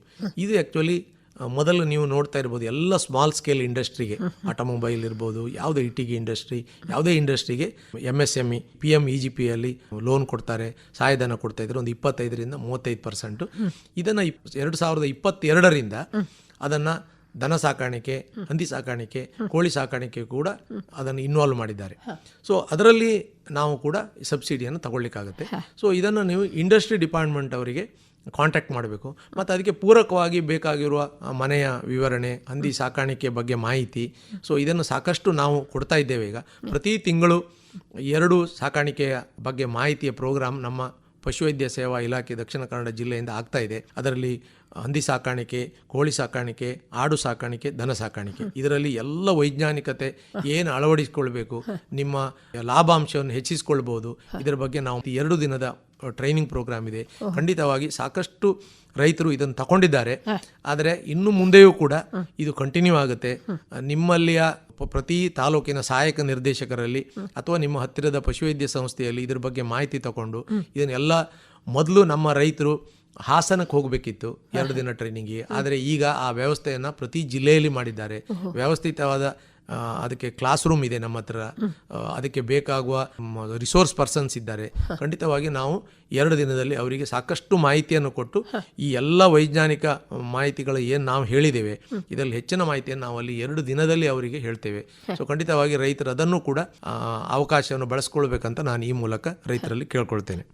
Sir, ಇವಾಗ ಒಬ್ಬರು ಹಂದಿ ಸಾಕಣೆ ಇದ್ರ ಬಗ್ಗೆ ಅವ್ರು ಯಾವೆಲ್ಲ ರೀತಿಯಲ್ಲಿ ಅದನ್ನು ಮಾಡಲಿಕ್ಕೆ ಅನುಸರಿಸಬೇಕಾದಂಥ ಕ್ರಮಗಳು, ಅಂದರೆ ಎಷ್ಟು ಹಂದಿಗಳನ್ನು ಆರಂಭದಲ್ಲಿ ತಗೊಳ್ಬಹುದು, ಅದರ ಬಗ್ಗೆ ಒಂದು ಮಾಹಿತಿ. ಇದರಲ್ಲಿ ಈಗ ಹಂದಿ ಸಾಕಾಣಿಕೆ ಒಂದು ವೇಳೆ ಮಾಡುದಂತಿದ್ರೆ ಫಸ್ಟ್ ನಾವು ಏನು ಹೇಳ್ತೇವೆ, ಈಗ ನಮ್ಮಲ್ಲಿ ಬಂದಾಗ ಅವನಿಗೆ ಈ ವಿವರಣೆಯನ್ನು ನಾವು ಈಗ ಏನು ನಾನು ಹೇಳಿದೆ ಇದೆಲ್ಲ ಹೆಚ್ಚಿನ ಕ್ವಾಶನ್ ಕೊಡ್ತೇವೆ. ಮತ್ತು ಇದ್ರ ಒಟ್ಟಿಗೆ ಅವರ ಒಂದು ಫೈನಾನ್ಷಿಯಲ್ ಬ್ಯಾಕ್ಗ್ರೌಂಡು ಅಥವಾ ಅವರಿಗೆ ಲೋನ್ ಸಿಕ್ಕುವ ಸಾಧ್ಯತೆ ಮತ್ತು ಅವರ ಒಂದು ಕನಸು ಏನಿರುತ್ತೆ ಅದನ್ನು ನಾವೊಂದು ಸ್ವಲ್ಪ ಪ್ರಮಾಣದಲ್ಲಿ ಸ್ಟಡಿ ಮಾಡ್ಕೊಳ್ತೇವೆ. ಸಪೋಸ್ ಅವರು ಒಂದು ವೇಳೆ ಅಗ್ರಿಕಲ್ಚರ್ ಬ್ಯಾಕ್ಗ್ರೌಂಡ್ ಇದ್ದು ಅವ್ರ ಹತ್ರ ಸಾಕಷ್ಟು ಹಣಕಾಸಿನ ವ್ಯವಸ್ಥೆ ಇಲ್ಲದಿದ್ದಾಗ ನನ್ನ ಸಜೆಷನ್ ಏನಂದರೆ ನೀವು 5-10, ಈಗ 10+1 ಅಂದರೆ 10 ಹೆಣ್ಣು 1 ಗಂಡು ಖಂಡಿತವಾಗಿ ಪ್ರಾರಂಭ ಮಾಡಬಹುದು. ಇದಕ್ಕೆ ಬಂಡವಾಳ ಸಾಧಾರಣ 1 ಲಕ್ಷದಿಂದ 1.5 ಲಕ್ಷ ಅಷ್ಟೇ ಸಾಕಾಗ್ತದೆ. ಯಾಕಂದರೆ ಹಂದಿ ಮರಿಗಳು ನಿಮಗೆ 3,000 ರಿಂದ 4,000 ರೂಪಾಯಿ ಒಳಗೆ ಸಿಗ್ತದೆ. ಗಂಡು ಹಂದಿ ಒಳ್ಳೆಯದು, ಯಾವ ಬ್ರೀಡ್ ನಮ್ಮ ಡ್ರೀಮ್ ಇದೆ ಅದನ್ನು ನಾವು ಗಂಡು ಹಂದಿಯನ್ನು ಒಳ್ಳೆಯ ಒಂದು ಫಾರ್ಮಿಂದ ಮೇಂಟೈನ್ ಮಾಡಿದ್ರಲ್ಲಿ ಸ್ವಲ್ಪ ಹಣ ಜಾಸ್ತಿ ಆದರೂ ತೊಂದರೆ ಇಲ್ಲ. ಯಾಕಂದರೆ ಅದೇ ಹಂದಿಯ ಗುಣಲಕ್ಷಣಗಳು ಕಡೆ ಮುಂದುವರಿತಾ ಹೋಗ್ತದೆ. ಸೊ ಅದನ್ನು ನಾವು ತಗೊಂಡು ಬಂದು ಹಂದಿಯ ಸಾಕಾಣಿಕೆಯನ್ನು ಪ್ರಾರಂಭ ಮಾಡಲಿಕ್ಕಾಗತ್ತೆ. ಮತ್ತು ನನ್ನ ಒಂದು ಕಾಷನ್ ಏನಂದರೆ ಹಂದಿಯ ಮನೆಗಾಗಿ ತುಂಬ ವೆಚ್ಚ ಮಾಡಬೇಡಿ. ಈಗ ಮೊದಲನ ಹಂತದಲ್ಲಿ ಒಂದು ವೇಳೆ ಅದು ಲಾಭದಾಯಕ, ನಿಮಗೆ ಅದು ಕೈ ಹಿಡಿತಿದೆ ಉದ್ಯೋಗ ಅಂತಿದ್ರೆ ಖಂಡಿತವಾಗಿ ಮುಂದಿನ ದಿನದಲ್ಲಿ ನೀವು ಅದಕ್ಕೆ ಬೇಕಾಗುವ ಹಣಕಾಸಿನ ವ್ಯವಸ್ಥೆನೇ ಮಾಡಿಕೊಂಡು ವೈಜ್ಞಾನಿಕವಾಗಿ ದೊಡ್ಡದು ಮಾಡಲಿಕ್ಕೆ ಆಗ್ತದೆ ಖಂಡಿತವಾಗಿ. ಆಮೇಲೆ ಎಕ್ಸ್ಪಾಂಡ್ ಮಾಡುವಾಗ ನಾನು ಈಗಾಗಲೇ ಹೇಳಿದಾಗೆ ಎಲ್ಲೋ ಒಂದು ಕಡೆ 100ಕ್ಕೆ 100 ಖಚಿತ ಇದೆ, ಅಲ್ಲಿ ಚೆನ್ನಾಗಿ ಸಾಕ್ತಾ ಇದ್ದಾರೆ, ಲಸಿಕೆ ಕೊಡ್ತಾರೆ, ಅಲ್ಲಿ ಯಾವ ರೋಗ ಇಲ್ಲ ಅಂದ ಮೇಲೆ ಮಾತ್ರ ಅಲ್ಲಿಂದ ನೀವು ಹಂದಿಗಳನ್ನು ತರಬೇಕು. ತಂದ ಹಂದಿಗಳನ್ನು ಕನಿಷ್ಠ 45 ದಿನ ನೀವು ಅಬ್ಸರ್ವೇಷನಲ್ಲಿ ಬೇರೆ ಕಡೆ ಇಟ್ಟು ಏನು ಪ್ರಾಬ್ಲಮ್ ಇಲ್ಲ ಅಂದರೆ ಮಾತ್ರ ಇಲ್ಲಿ ಸೇರಿಸ್ಬೇಕು. ಇದು ನನ್ನ ಒಂದು ಕಳಕಳಿಯ ವಿನಂತಿ. ಮತ್ತು ಹಂದಿ ಸಾಕಣೆ ಮಾಡುವ ಒಂದು ಏನು ವ್ಯವಸ್ಥೆ ಇದೆಯಲ್ಲ, ಇದನ್ನು ನಾವು ಮುಂದಿನ ದಿನಗಳಲ್ಲಿ ಸಾಂಪ್ರದಾಯಿಕ ಅಂತ ಒಂದು ಕುಲಕಸುಬು ಅಥವಾ ಒಂದು ಸೈಡ್ ಬಿಸ್ನೆಸ್ ಅಂತ ಮಾಡ್ದೇನೆ ನಾವು ಅದನ್ನು ಒಂದು ನನ್ನ ಉದ್ಯಮ ಅಂತ ಮಾಡಿ ಬೆಳಿಗ್ಗೆಯಿಂದ ಸಂಜೆ ತನಕ, ಈಗ ನಾವು ಯಾವುದೋ ಒಂದು ಫ್ಯಾಕ್ಟ್ರಿಯಲ್ಲಿ ಕೆಲಸಕ್ಕೆ ಹೋದಾಗ ಬೆಳಿಗ್ಗೆ ಹೋಗಿ ರಾತ್ರಿ ತನಕ ದುಡಿತೇವೆ, ಅದೇ ರೀತಿಯಲ್ಲಿ ವ್ಯವಸ್ಥಿತವಾಗಿ ಯಾವುದೇ ಅಗ್ರಿಕಲ್ಚರ್ ಇರಲಿ ನಾವು ಹಾಗೆ ದುಡಿದ್ರೆ ಖಂಡಿತವಾಗಿ ನಮ್ಮನ್ನು ಹಂದಿ ಸಾಕಾಣಿಕೆ ಕೈ ಬಿಡುವುದಿಲ್ಲ. 100ಕ್ಕೆ 100 ಇದು. ಸೊ ನಮ್ಮನ್ನು ಅಳವಡಿಸ್ಕೊಳ್ಬೇಕು, ನಾವು ಕನಸು ಕಾಣಬೇಕು, ಚಿಕ್ಕವರಿಂದ ದೊಡ್ಡವರಾಗಬೇಕು. ಮತ್ತು ವೈಜ್ಞಾನಿಕತೆಯನ್ನು ಖಾಲಿ ಸಾಕಾಣಿಕೆ ಪದ್ಧತಿಯಲ್ಲಿ ಮಾತ್ರ ಅಲ್ಲ, ಮಾರುಕಟ್ಟೆ ಪದ್ಧತಿ ಇರ್ಬೋದು, ಲಸಿಕೆ ಕೊಡುವ ಪದ್ಧತಿ ಇರ್ಬೋದು, ಯಾವುದೇ ರೀತಿಯಲ್ಲಿ ವೈಜ್ಞಾನಿಕತೆಯನ್ನು ಅಳವಡಿಸಿಕೊಂಡು, ಈಗ ಹೆಚ್ಚಾಗಿ ನೋಡಿ ಈ ವೈಜ್ಞಾನಿಕತೆಯನ್ನು ಜಾಸ್ತಿ ಅಳವಡಿಸಿಕೊಂಡು ವ್ಯವಸ್ಥಿತ ರೀತಿಯಲ್ಲಿ ಒಂದು ಮಾಂಸ ಉತ್ಪಾದನೆ ಮಾಡುವುದು ಬ್ರಾಯ್ಲರ್ ಕೋಳಿಯವರು. ಸೊ ಅವರು ಅಷ್ಟು ವ್ಯವಸ್ಥಿತವಾಗಿ ಮರಿ ಬರುವ ಹಿಂದಿನ ದಿನದಿಂದೇ ಅವರ ಪ್ರಯತ್ನ ಸ್ಟಾರ್ಟ್ ಆಗುತ್ತೆ. ಮರಿ ಬರುವಾಗ ಏನು ಮಾಡಬೇಕು, ಮರಿ ಬಂದ 2 ದಿನದಲ್ಲಿ ಏನು ಮಾಡಬೇಕು, ಅದಕ್ಕೆ ಲಸಿಕೆ ಯಾವ್ಯಾವ ದಿನ ಕೊಡಬೇಕು, ಯಾವ ಹೊತ್ತಿನಲ್ಲಿ ಕೊಡಬೇಕು, ಫುಡ್ ಪ್ರತಿದಿನ ಎಷ್ಟು ಕೊಡಬೇಕು, ಅದು ಪ್ರತಿ ವಾರ ಎಷ್ಟು ತೂಕ ಬರಬೇಕು, ಅದನ್ನೆಲ್ಲವನ್ನೂ ಬರೆದಿರ್ತಾರೆ. ಸೊ ಆಗ ನಿಮ್ಗೇನಾಗುತ್ತೆ, ಆ ವ್ಯವಸ್ಥೆ ಅನ್ನುವಂಥದ್ದು 1, 2, 3 ಹೋಗುವಾಗೆ ನಾವು ಕಲಿತೇವೆ, ನಮ್ಮ ಮನೆಯಲ್ಲಿರುವ ನಮ್ಮ ಹೆಂಡತಿ ಅಥವಾ ಗಂಡ ಕಲಿತಾರೆ, ಅಥವಾ ಮಕ್ಕಳು ಕಲಿತಾರೆ, ನಮ್ಮ ಕೆಲಸದವ್ರು ಕಲಿತಾರೆ. ಈ ಥರ ಒಂದು ವೈಜ್ಞಾನಿಕತೆ ಅಳವಡಿಸ್ಕೊಂಡ್ರೆ ನಮಗೆ 100ಕ್ಕೆ 100 ಫಲ ಇಂತಿಷ್ಟು ದಿನ. ಈಗ ಬ್ರಾಯ್ಲರ್ ಹೇಳೋದಾದರೆ 35 ದಿನಕ್ಕೆ 2 kg ಬರ್ತದೆ. 2 kg ಬಂದಾಗ ನಮಗೆ ಇನ್ಪುಟ್ ಕಾಸ್ಟ್, ಮರಿ ಕಾಸ್ಟ್ ಎಷ್ಟಾಯಿತು, ಫೀಡ್ ಕಾಸ್ಟ್ ಎಷ್ಟಾಯಿತು, ಕರೆಂಟ್ ಕಾಸ್ಟ್ ಎಷ್ಟಾಯಿತು, ನಮ್ಮ ಲೇಬರ್ ಕಾಸ್ಟ್ ಎಷ್ಟಾಯಿತು, ಪ್ರತಿಯೊಂದು KGಗೆ ಅದು ಎಷ್ಟು ಕಾಸ್ಟ್ ಆಯಿತು, ನಾವು ಎಷ್ಟಕ್ಕೆ ಮಾರಿದ್ರೆ ಎಷ್ಟು ಲಾಭ ಬರುತ್ತೆ, ಇದು ಯಾವ ರೈತರ ಹತ್ರ ಕೇಳಿದ್ರು 5 ನಿಮಿಷದಲ್ಲಿ ಹೇಳ್ತಾರೆ. ಸೊ ಇಷ್ಟು ವೈಜ್ಞಾನಿಕತೆ ಅಳವಡಿಸಿಕೊಳ್ಳುವಂಥದ್ದು, ಆ ಒಂದು ನಾಲೆಜ್ ಅನ್ನುವಂಥದ್ದು ನಾನು ಹಂದಿ ಸಾಕಾಣಿಕೆದಾರರಲ್ಲೂ ಬರಬೇಕು, ಆಡು ಸಾಕಾಣಿಕೆದಾರರಲ್ಲೂ ಬರಬೇಕು, ದನ ಸಾಕಾಣಿಕೆಯವರಲ್ಲೂ ಬರಬೇಕು. ನೋಡಿ, ಅವರಿಗೆ ಕೋಳಿಯ ಗೊಬ್ಬರದಿಂದ ಎಷ್ಟು ಲಾಭ ಬರ್ತದೆ ಅನ್ನುವಂಥದ್ದು ಗೊತ್ತಿದೆ. ಆ ಥರದ ಒಂದು ವ್ಯವಸ್ಥೆ ಹಂದಿ ಸಾಕಾಣಿಕೆಯಲ್ಲಿ ಈ ಯಂಗರ್ ಜನರೇಷನ್ ಏನಿದೆ ಅವರು ಅಳವಡಿಸ್ಕೊಂಡ್ರೆ ಖಂಡಿತವಾಗಿ ಹಂದಿ ಸಾಕಾಣಿಕೆ ಒಂದೊಂದು ಉದ್ಯಮವಾಗಿ ನಾವು ಮುಂದಿನ ದಿನದಲ್ಲಿ ಮಾಡ್ಬೋದು. ಸೊ ಇದನ್ನು ಪ್ರತಿಯೊಬ್ಬರು ಹೊಸದಾಗಿ ಪ್ರಾರಂಭ ಮಾಡುವವರು, ನೀವು ಪ್ರಾರಂಭ ಚಿಕ್ಕದಾಗಿ ಮಾಡಿ, ಆದರೆ ನೀವು ನಿಮ್ಮ ಕನಸು ದೊಡ್ಡದಿರಬೇಕು, ಖಂಡಿತವಾಗಿ ಅದನ್ನು ಎಕ್ಸ್ಪಾಂಡ್ ಮಾಡಬೇಕು. ಇದಕ್ಕೆ ಸದಾವಾಗಿ ನಮ್ಮ ಇಲಾಖೆಯಿಂದ ಏನೇನು ವೈಜ್ಞಾನಿಕತೆಯ ಮಾಹಿತಿಗಳು ನಿಮಗೆ ಬೇಕು, ಈಗ ಹೆಚ್ಚಿನವರಿಗೆ ಗೂಗಲಲ್ಲಿ ಸಿಗ್ತದೆ. ಬಟ್ ಗೂಗಲಲ್ಲಿ ಸಿಕ್ಕಿದ್ದನ್ನು ಎಲ್ಲವನ್ನು ನೀವು ತಗೊಳ್ಬೇಡಿ, ಯಾಕಂದರೆ ಅದರಲ್ಲಿ ತುಂಬ ಕೆಲವು ಟೈಮು, ಈಗ ನೋಡಿ ರೀಸೆಂಟಾಗಿ ಮೊಟ್ಟೆ ತಿಂದರೆ ಕ್ಯಾನ್ಸರ್ ಬರುತ್ತೆ, ಈ ಥರದ ಏನೋ ಒಂದು ಅಪವಾದಗಳು ಅಥವಾ ಇನ್ಫಾರ್ಮೇಷನ್ನು ಬೇರೆ ರೀತಿಯಲ್ಲಿ ಬೇರೆ ಆ್ಯಂಗಲಲ್ಲಿ, ಈಗ ಯಾವುದೋ ಒಂದು ಸಾಕಿ ಲಕ್ಷ ಗಳಿಸಿ, ಹಾಗೆ ಒಮ್ಮೆಲೆ ನೀವು ಏನೋ ಒಂದು ಸಾಕಿ ಲಕ್ಷ ಗಳಿಸ್ಲಿಕ್ಕೆ ಬರುವುದಿಲ್ಲ. ಸೊ ಈ ಥರದ ಒಂದು ಅಡ್ವರ್ಟೈಸ್ಮೆಂಟಿಗೆ ನೀವು ಬಲಿಯಾಗಬೇಡಿ. ಆದರೆ ಮಾಹಿತಿಗಳನ್ನು ನೀವು ಗೂಗಲಲ್ಲಿ ಯಾರ್ಯಾರು ಸೈಂಟಿಫಿಕ್ ಮಾಹಿತಿಗಳನ್ನು ಕೊಟ್ಟಿದ್ದಾರೆ ಅದನ್ನು ನೋಡ್ಕೊಳ್ಳಿ. ಅದು ಕಡಿಮೆ ಆದರೆ ನೀವು ನಮ್ಮಲ್ಲಿ ಬನ್ನಿ, ನಾವು ಕೊಡ್ತೇವೆ. ಆನಂತರ ನೀವು ಪ್ರಾರಂಭ ಮಾಡಿ, ಖಂಡಿತವಾಗಿ ನಿಮಗೆ ಸಕ್ಸಸ್ ಸಿಗುತ್ತಂತ ನಾನು ಈ ಸಂದರ್ಭದಲ್ಲಿ ಹೇಳಲಿಕ್ಕೆ ಇಷ್ಟಪಡ್ತೇನೆ. ಇವಾಗೊಬ್ಬರು ಹಂದಿ ಸಾಕುವ ಯೋಜನೆ ಇದ್ರೆ, ಅಂದ್ರೆ ಸಾಮಾನ್ಯ ಈಗ ಒಂದು ಹಂದಿಗೆ ಮಾರುಕಟ್ಟೆಯಲ್ಲಿ ಅದು ಅದರ ಮಾಂಸಕ್ಕಾಗಲಿ ಹೇಗೆ ದರದ ವ್ಯವಸ್ಥೆ? ಓಕೆ, ಇದು ಕೂಡ ಒಳ್ಳೆಯದು. ಯಾಕಂದರೆ ಮಾರುಕಟ್ಟೆ ಆಗುವಾಗ ಈಗ ನಾವು ಒಂದು 4-5 ವರ್ಷದ ಹಿಂದೆ ಒಂದು ಜೀವಂತ ಹಂದಿಗೆ ಸಾಧಾರಣ ಒಂದು 100-110 ರೂಪಾಯಿ ಇದ್ದರೆ ಜಾಸ್ತಿ ಇತ್ತು.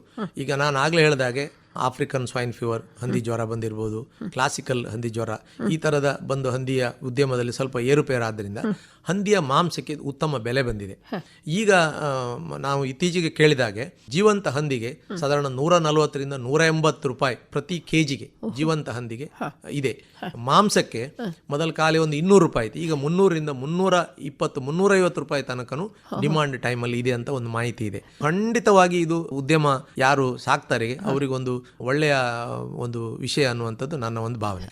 ಅವರು ಮರಿ ತರಬೇಕು, ಅದಕ್ಕೆ ಮೇಂಟೆನೆನ್ಸ್ ಮಾಡಬೇಕು, ಆಮೇಲೆ 6, 7, 8, 10 ತಿಂಗಳು ಸಾಕಿ ಅದನ್ನು ಮಾರುಕಟ್ಟೆ ಮಾಡ್ಕೊಳ್ಬೇಕು. ಸೊ ಆಗ ಒಂದು ನಿಮಗೆ 80 kg ಬಂದ್ರೂ ಕೂಡ ಈಗ ನೀವು 140 ಅಂದರೆ ಸಾಧಾರಣ ಒಂದು 12ರಿಂದ ನಿಮ್ಗೆ 15,000 ರೂಪಾಯಿ ಒಂದು ಹಂದಿಯ ಕಾಸ್ಟಲ್ಲಿ ಬರ್ತದೆ.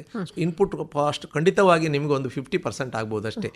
ಯಾವುದು ನೀವು ನಿಮ್ಮಲ್ಲೇ ಸಿಗುವ ಆಹಾರ ಉತ್ಪನ್ನಗಳನ್ನು ಉಪಯೋಗ ಮಾಡಿದರೆ ಖಂಡಿತವಾಗಿ ಅದು ಲಾಭದಾಯಕ ಇದೆ ಅನ್ನುವಂಥದ್ದು. ಆಮೇಲೆ ಇನ್ನೂ ಒಂದು ಕೆಲವರು ಈಗ ಯುವ ಜನರು ಒಂದು ವೇಳೆ ಈ ಉದ್ಯಮದಲ್ಲಿ ತೊಡಗುವುದಾದರೆ ಜೀವಂತ ಹಂದಿ ಮಾರುವ ಬದಲು ಅದನ್ನು ಸ್ಲಾಟರ್ ಅದಕ್ಕೆ ವ್ಯವಸ್ಥೆ ಮಾಡ್ಕೊಳ್ಬೇಕು. ಮಾರಿದಾಗ ಮಾಂಸ ಮಾರಿದಾಗ ಅವನಿಗೆ ಲಾಭ ಜಾಸ್ತಿ ಆಗ್ತದೆ. ಇನ್ನೂ ಮುಂದುವರೆದು ಉಪ ಉತ್ಪನ್ನಗಳನ್ನು ವ್ಯಾಲ್ಯೂ ಆ್ಯಡೆಡ್ ಪ್ರಾಡಕ್ಟ್ ಅಂತ ಹೇಳ್ತೇವೆ, ಅದನ್ನು ಮೌಲ್ಯವರ್ಧಿತವಾಗಿ ಕೂಡ ನಾವು ಮಾಡ್ಕೊಳ್ಳಿಕ್ಕೆ ಸಾಕಷ್ಟು ಈಗ ಅದಕ್ಕೂ ಕೂಡ PMFME ಅಂತ ಒಂದು prime minister formalisation of foods industry ಅಂತ ಒಂದು ಸ್ಕೀಮ್ ಇದೆ. ಅದರಲ್ಲೂ ಕೂಡ ನೀವು 30 ಲಕ್ಷ ತನಕ ಒಂದು ಪ್ರಾಜೆಕ್ಟ್ ಮಾಡಿದರೆ 15 ಲಕ್ಷ ಸಬ್ಸಿಡಿ ಇದೆ. ಕೇಂದ್ರ ಸರ್ಕಾರ ಮತ್ತು ರಾಜ್ಯ ಸರ್ಕಾರಗಳು ಒಟ್ಟಾಗಿ 50% ಸಬ್ಸಿಡಿ ಕೊಡ್ತೇವೆ. ಇದರಲ್ಲಿ ಏನೇನು ಬರುತ್ತೆ ಮೌಲ್ಯವರ್ಧಿತ ಅಂದರೆ, ಎಕ್ಸಾಂಪಲ್ ಯಾವುದೇ ಮೀಟ್ ಇರ್ಬೋದು, ಮೀಟಿಂದ ನಾವು ಸಾಸೇಜ್ ಮಾಡುವಂಥದ್ದು, ಚೀಸ್ ಬಾಲ್ ಮಾಡುವಂಥದ್ದು, ಹೀಗೆ ready to eat, ready to cook, ಈ ಥರದ ವ್ಯವಸ್ಥೆಗಳನ್ನು ಮ್ಯಾರಿನೇಷನ್ ಮಾಡಿ ಕುಕ್ ಮಾಡುವಂಥದ್ದು. ಈ ವ್ಯವಸ್ಥೆಗಳನ್ನು ನಾವು ನಮ್ಮಲ್ಲಿ ಒಂದು ಸಣ್ಣ ಯೂನಿಟ್ ಹಾಕಿ ಮಾಡಿದರೆ ಖಂಡಿತವಾಗಿ ನಿಮಗೆ ಲಾಭವನ್ನು ಇನ್ನೂ ಜಾಸ್ತಿ ಮಾಡಲಿಕ್ಕಾಗತ್ತೆ. ಇದಕ್ಕೆ ಪ್ರತಿ ಡಿಸ್ಟ್ರಿಕ್ಟಲ್ಲಿಯೂ ಕೂಡ ಡಿಸ್ಟ್ರಿಕ್ಟ್ ರಿಸೋರ್ಸ್ ಪರ್ಸನ್ಸ್ ಅಂತ ಮಾಡಿದ್ದಾರೆ. ಅವರು ಯಾರ್ಯಾರು ಮಾಡ್ತಾರೆ ಅನ್ನೋ ಮಾಹಿತಿ ನಮ್ಮಲ್ಲಿ ಇಲಾಖೆಯಲ್ಲಿ ಇದೆ, ತಗೊಂಡು ಅದನ್ನು ಮಾಡ್ಕೊಳ್ಬೋದು. ಇನ್ನು ಅದಲ್ಲದೆ ಅದಕ್ಕೆ ಈ ಮ್ಯಾರಿನೇಷನ್ ಮಾಡೋದು, ಫುಡ್ ಟೆಕ್ನಾಲಜಿ ಬಗ್ಗೆ ಕೂಡ CFTRIN ಮೈಸೂರಿದೆ, ಅವರು ಕೂಡ ನಿಮಗೆ ಮಾಹಿತಿ ಕೊಡ್ತಾರೆ. ಸಾಕಷ್ಟು ಟ್ರೈನಿಂಗ್ಗಳನ್ನು ಮೈಸೂರಲ್ಲಿ ಕೊಡ್ತಾರೆ. ಅವರಿಂದನೂ ಯಂಗ್ಸ್ಟರ್ಸ್ ತಗೊಂಡಿದ್ದಾರೆ ಕೆಲವರು. ಸೊ ಅವ್ರ ಹತ್ರ ತಗೊಂಡು ಅದನ್ನು ಪ್ಯಾಕೇಜಿಂಗ್ ಮಾಡೋದು, ಮಾರ್ಕೆಟಿಂಗ್ ಮಾಡೋದು, ಬ್ರ್ಯಾಂಡಿಂಗ್ ಮಾಡೋದು, ಇದೆಲ್ಲವೂ ಬಗ್ಗೆ ಅವರು ಹೇಳಿಕೊಡ್ತಾರೆ.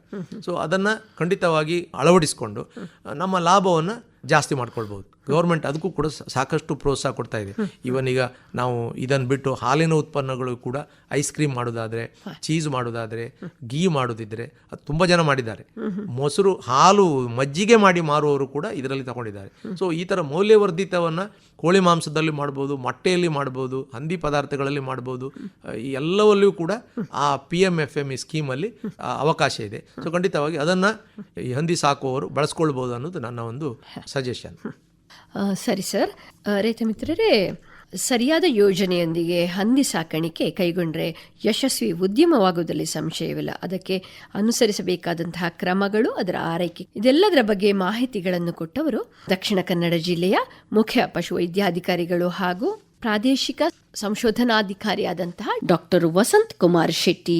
ಒಂದು ವೇಳೆ ನಮ್ಮ ರೈತ ಮಿತ್ರರಿಗೆ ನಿಮ್ಮನ್ನು ಸಂಪರ್ಕಿಸಬೇಕಿದ್ದಲ್ಲಿ ನಿಮ್ಮ ದೂರವಾಣಿ ಸಂಖ್ಯೆ? ಖಂಡಿತ 944 844 5474 944-844-5474 ಇದಕ್ಕೆ ಕಾಂಟ್ಯಾಕ್ಟ್ ಮಾಡಿ. ಒಂದು ವೇಳೆ ಕರೆಯನ್ನು ನಾನು ಸ್ವೀಕರಿಸಿಲ್ಲ ಅಂದರೆ ಪುನಃ ನನಗೆ ವಾಟ್ಸಪ್ ಮುಖಾಂತರ ಆದರೂ ಕಾಂಟ್ಯಾಕ್ಟ್ ಮಾಡಿ. ಖಂಡಿತವಾಗಿ ನಾನು ನಿಮ್ಮ ಪ್ರಶ್ನೆಗಳಿಗೆ ನನಗೆ ಗೊತ್ತಿರುವ ಮಾಹಿತಿಯನ್ನು ಕೊಡಲಿಕ್ಕೆ ನಾನು ತಯಾರಿದ್ದೇನೆ. ನಿಮಗೆ ಧನ್ಯವಾದಗಳು ಸರ್. ನಮ್ಮ ಸ್ಟುಡಿಯೋಗೆ ಒಂದು ಬಹಳಷ್ಟು ಮಾಹಿತಿಗಳನ್ನು ನಮ್ಗೆ ಕೊಟ್ಟರೆ. ನಮಸ್ಕಾರಗಳು.